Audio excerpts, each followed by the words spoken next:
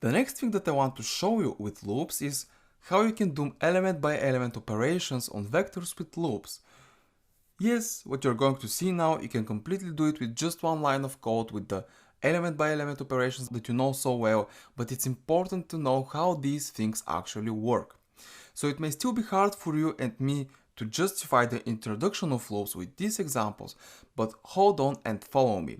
Now, we will have something like a mini project and we will complete it in the main project lecture for this section. Let's say that we want to calculate and visualize the motion of a point in a two-dimensional space. If you remember from your physics classes, the equation of motion in one dimension is simply, I'm going to copy and paste them, is x of t equals to x0 plus v0 for the x multiplied by the time, then the acceleration multiplied by the time squared divided by 2. This is true for one dimension. Since we're going to work on two dimensions, we will simply have the same equation for the second dimension. We also need initial conditions. x0 and y0 will be zeros for both of the equations, so we won't bother with them at all. We only need velocity, acceleration, angle, and time. So the angle will be pi divided by 4, so 45 degrees. The velocity on the x-axis will be vx will be 10. The velocity on the y-axis will be 20. The acceleration on the y-axis will be minus 9.8. So this will be the deceleration due to gravity. And finally, we want the time. Let's say that we want to observe the motion for the first 5 seconds for each second. So we are going to start from 0 up to 5. So we have the 0th second, the 1st, 2nd, 4th, and 5th seconds. 6 points. Now let's create our for loop. For I equals to 1 to 6.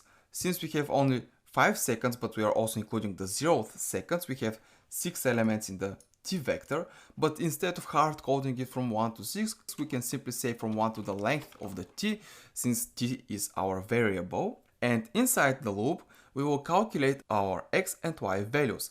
And here we will use our indexer for both x and t and for y and t. So we are going to say x of I, so we're going to address each individual x point for each individual respective time. Since x0 we don't have it, we are going to simply remove it from here. We don't have any acceleration on the x-axis, so these are the equations that we are left with. Here we will simply have v of x multiplied by the current time. So we are taking the first point from the x-axis and the first second from the time vector. We're going to do the same thing for the y,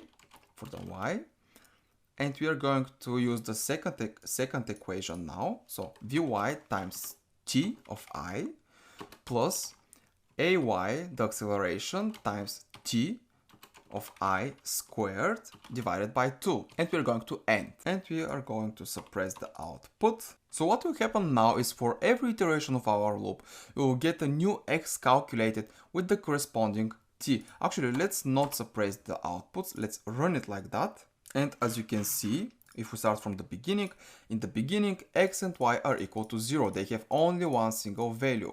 On the next iteration, x has two values, 0 and 10. Y has 0 and 15.1. On the next iteration, we have 3 values. On the next iteration, we have 4 values. And on the next iteration, we have 5 values. And on the last iteration, we have 6 values for both x and y. We can plot these now, so we can say plot x and y.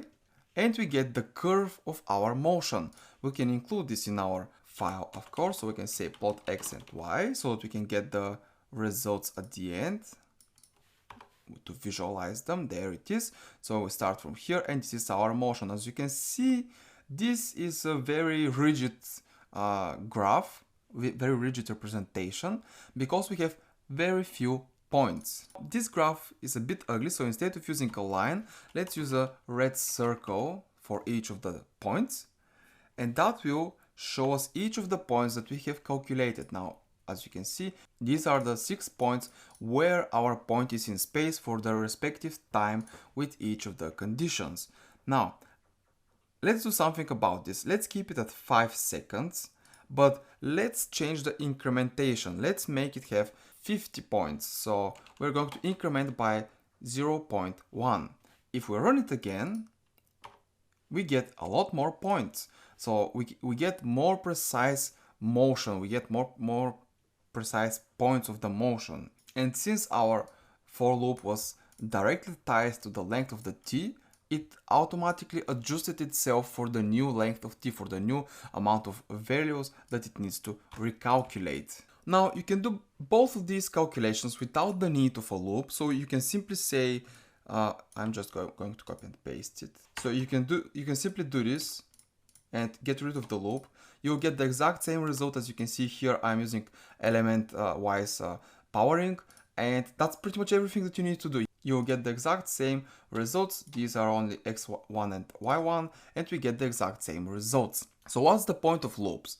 Well, in the project you will see how to go from this to this, and you will hardly be able to do it without loops. In the next lecture we will make the need for loops even more evident.